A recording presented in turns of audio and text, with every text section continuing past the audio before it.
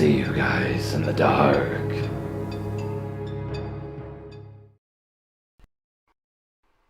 This happened to me 2 to 3 years ago. I was around 23 at the time. I'm a female and live in Romania. One night I was coming home from class. Master's classes started after 6 p.m. and ended at 10. At around 11, I had to take the subway for about 12 stops. The destination I had to get off at was the end of the line for the subway. At that time, there wouldn't be many people on the subway. I'm a pretty lonely person. All I need is my headset and my music, and I'm good to go. Said and done. I plug in my music. I pick the furthest chair in the subway away from the only 2 people that were taking the subway with me at that time. So far, so good.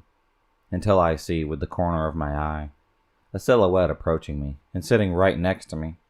It was a man, fairly built, dark hair, wearing glasses, a black shirt with a black hoodie, and a sickening smile.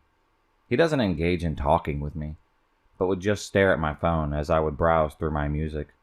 I could hear him breathe heavily, not like painfully, but still, like he was feeling something very strong. I feel uneasy, so I decide to change my seat and go even further behind, trying to avoid him without looking like a freak myself. I'm not sure by whom. There was another person with us the whole way. I guess that scared me even more. I pick a new chair, sit down, plug my headset again, and proceed with the remaining 6 to 12 stops on my way home. I see the silhouette growing bigger and bigger, and a breeze running on my skin as I realize the guy is again sitting right next to me, glancing in midair, dead eyes, a big smile, staring right into my phone. I panic. There are still 4 stops to go. I have nowhere to hide. I look after the other people on the subway, trying to sit next to her, thinking that strength comes in numbers. She is no longer there. I start shaking a little bit, but not allowing the creeper to notice me being vulnerable. I stand up to go to the door, and just decide to stand until my stop comes. This way he won't sit next to me. Right? Wrong. He comes straight after me, sits on the chair near the door. And because he couldn't see my phone, on which he was so focused so far, from that angle, he fixates me right in my soul with his black dead eyes and says, "Hi, gorgeous. Why are you avoiding me?" I'm freaking out as I look at my phone, trying to call my boyfriend or message him, and he stops me by saying, "I know no one will help you. You'll send an SOS message by now, and I know you didn't." That moment I realized that I'm cornered. He's been focusing on my phone to see who I was talking to, trying to figure out if I would panic, trying to see if I would ask someone for help. He cornered me bad. I had the luck to reach my stop as I would delay any reaction or ignore him so that he would repeat whatever he wanted to say. I drop off and run for the exit, not even looking back. I get out at the surface. I don't see him anymore.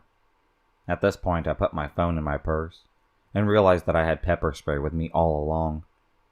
My heartbeat comes back to normal, as I know at least I have something to defend myself with, but still a long way to get home, and who knows if he is alone or not. I walk rather fast for maybe 5 minutes from the metro and feel a hand grabbing my wrist hard and pulling me back, another hand covering my mouth, disabling me from screaming my lungs out. It was him. The same black hoodie, dark hair, dead-eye stalker. He was furious and said, "Running from me? How dare you run away from me? You should be honored if I give you the attention." I'm fairly built for a woman. 80 kilograms, 1.75 meters tall. So I guess he thought men don't find me beautiful or something, and should feel blessed a creep like me stalks me and tries to hurt me. Now my phone is in my bag. I can't call the police. I can't reach for the pepper spray. I panic. I can't punch him in the crotch. I can't scratch him as I don't have long nails. His hand is still on my mouth. What do? I did the most desperate and disgusting thing that I could think to save my own life. I played along. I used my other hand to touch the inside of his thigh and mumble a "I'm sorry" while his hand was on my mouth. He took his hand off of my mouth I repeated that I'm sorry. I didn't realize that he was just flirting. He left his guard down and took his hand off my wrist. He asked me for my number and address to drop me off. I refused, saying that I'd rather add him on Facebook. He agreed. I told him that I'd reach for my phone, but instead picked the pepper spray, got him sprayed all over the face, made sure that I covered both eyes, nose, mouth, even his ears and hands. He instantly got all red, suffocating from the pepper spray and swelling. I called the police, told them what happened and what I did. They asked me if he is immobilized. I told them yes, as the effects wear off in about 45 minutes.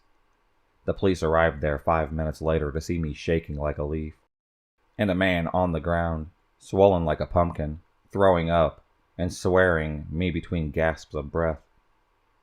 He was arrested, and the police told me that they had been looking for him for the past week, as they discovered the body of a 24-year-old woman in his apartment, fairly built lady. She was close to my height and build. Red hair. I have red hair as well. The woman was his girlfriend, and ever since, he's never gotten back to the apartment. I do not know what he wanted to do with me. I can understand why he targeted me due to the similarities, but stranger in the subway stalking women at midnight, trying to befriend them, or even worse, murder them. I hope to God that you and I never meet up again.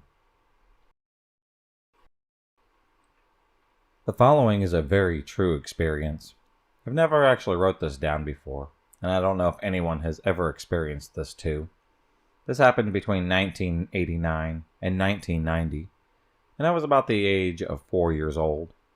To this day, I still get chills thinking about it, and I wonder if in some way unknown it has changed me.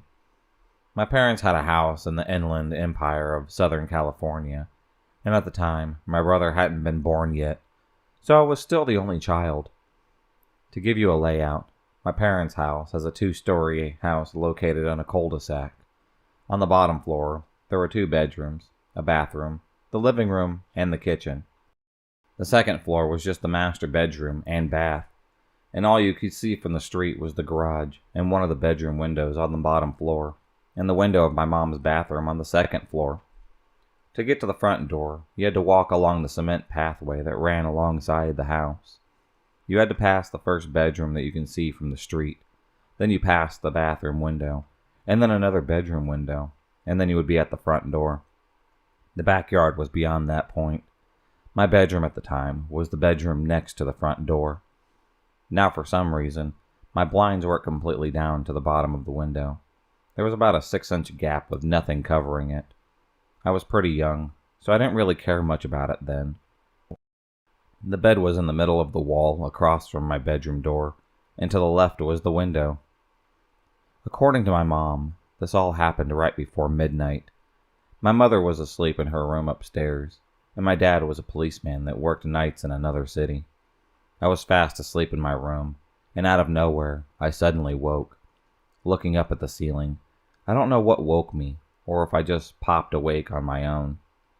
After my eyes adjusted to the nightlight of my bedroom, I sat up and stared, looking around my room. All of a sudden, something caught my eye at the window, in the gap. First, I thought it was the street light reflecting on the window, but I knew for a fact that there was only one street light, and what I was looking at was obviously glowing spots that were spaced apart as if someone's face. Then I thought, is that a cat looking at me? And yes, I vividly remember thinking things like this, trying to debunk this at 4 years old. I had remembered then that my cat Chelsea's eyes would reflect at night, but this looked different than that. The cat's eyes would almost have different colors when reflecting. These were 2 very solid, bright, white, glowing eyes, looking straight at me. I just stared at them, frozen stiff, trying to make sense of what I'm seeing. I couldn't see a face at all. The eyes were just so bright, nothing else stood out. That void, or face around the eyes, looked blacker than the night. I thought again, well, if this is a cat, how would a cat be big like a person? And why would a cat stand up to stare in my bedroom? The curiosity got me, and I went for it. I flipped the covers off, turned my little 4-year-old body towards the window, put my feet on the floor. This is the moment that the creepiest thing has happened, and it will forever be burned into my brain.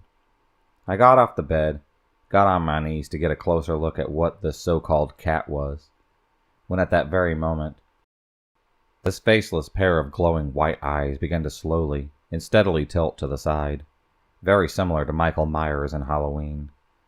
Eyes still locked on me, not blinking once.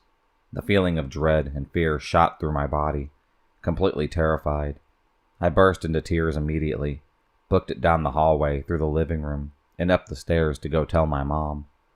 Although I was going as fast as I could, I felt like it took forever. When I got to my mom, I was so upset. I couldn't get any words out. Tears were streaming down my face, and my mom was becoming seriously concerned at this point. She was able to calm me down just enough for me to get out the words, There is white eyes looking at me through my window, on the bottom. Stutter crying very hard. Are you sure? My mom asked. I cry out loud, Yes! She didn't even go down to look. She just called the police. I don't remember the time that it took for them to arrive, or what they said, because I finally fell asleep in my mom's bed. I do remember faintly waking up to a knock on the door, and my mom going to open it. The cop speaks to her, and I hear her say, Okay, thank you, good night. She shuts the door. Did they finally find it, Mommy? I asked, half asleep. No, honey. He said that they couldn't find anyone. My mom had told me this softly. It's okay now. Just try to go back to sleep. It's safe to say that that next day, my whole window was covered. Years fast forward. I'm in middle school now. Every now and then I would think about that night. Sometimes I wondered if that moment was real, if those eyes were really there, those unforgettable white eyes.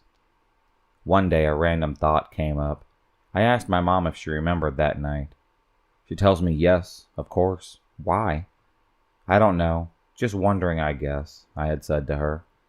Then my mom proceeds to say, Well, I never told you this, but when the deputy came out that night, he told me that they made it a priority to get out of our house as soon as they could, because not very long before I called 911, they received another call from someone else reporting that someone was looking in their window in our same neighborhood. Hearing that sent chills down my spine, and to this day, I wonder who or what was looking at me that night. I'm a water treatment plant operator. I've been doing this for about a decade. I've been the night shift guy my whole career. The nights are normally quiet and can be boring if everything is going to plan. My plant has a few different builds. The oldest is 60 or so years old. The main building that I spend the majority of my shift in is only roughly 20 years old. For more backstory of the area, this used to be a booming, energized area. This area was littered with railroad tracks, drifters coming and going on the trains of yesterday year. Our farms and factories were very bountiful back then. Now that you all understand that, you must also understand that with success in an area, there is also a darkness. From the settling of the area, wars with natives, even with the 30s and 40s of people being killed in train wrecks, and had business deals, the grounds are laced with a darkness. The silence of the night shift can be eerie all on its own. Lots of bumps and bangs in the dimly lit darkness. On the night I'm now about to speak about, everything started out as normal. I came in around sunset, got the nightly pass over, and began my work. Around midnight, I had to do my rounds around the property while getting the nightly pump numbers. I made my rounds with nothing but a flashlight around the main building. The oldest building is a good walking distance away from the main building. I sat out in the dark. I headed for that building. I must also add that we aren't in the nicest area of town. However, I am a big guy, and I can hold my own. As I made my walk, I got an uneasy feeling. I had gotten them before, but I have a job to do, and nothing came out of it. I rounded the corner, unlocked the door. As I did, the hairs on the back of my neck stood up. Again, I have a job to do. I opened the door, and there stood nothing. I walked in and proceeded to get my numbers. I turned around to walk to the exit. As I turned to shut the door, I looked up down the hallway to see a woman in pure white looked at me through the other door. I almost jumped out of my boots and pissed myself a little bit. I fell backwards. As I came back to reality, I once again made eye contact with this entity. As I met her gaze, everything in me said, "Hey, your life is in danger, buddy." Her face distorted and started to shift around. I was now frozen as she shifted into what looks like an Indian warrior. The eyes were glowing as I got to my feet. They had shifted into this huge wolf creature. The growls were chilling, to say the least. It snarled, then ran towards me. I had no time to even shut the door. I ran as fast as I could, screaming bloody murder. I felt it trying to bite my backside. I got a hold of my pant legs, tore it in shreds. I stumbled and rolled, but somehow managed to come up to my feet. I darted into the main building, and as I shut the door, I felt a hard thud on the other side. I locked the door and cowered down inside. I could have sworn that I heard the thing casing the building, growling and scratching at all the walls. I got the courage to look out of the window, just end up face to face with a white lady again.